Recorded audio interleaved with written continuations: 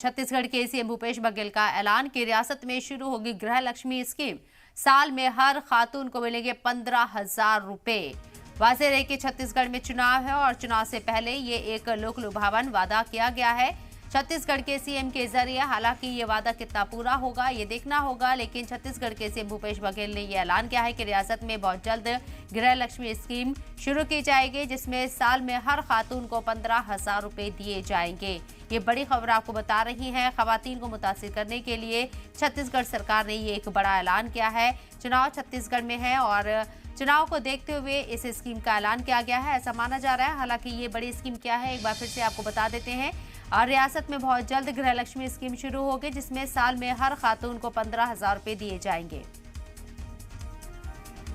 छत्तीसगढ़ के सीएम भूपेश बघेल के जरिए इस बात का ऐलान किया गया। छत्तीसगढ़ में 2 फेज में चुनाव हो रहे हैं। एक फेज का चुनाव हो चुका है 7 तारीख को और अब दूसरे फेज की चुनाव की तैयारी। ऐसे में खवातीन को मुतासिर करने के लिए यहाँ ये बड़ा ऐलान किया गया है, ऐसा माना जा रहा है।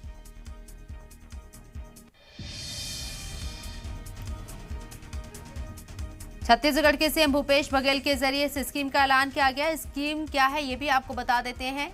गृह लक्ष्मी स्कीम, जिसमें हर खातून के अकाउंट में 15,000 रुपए दिए जाएंगे।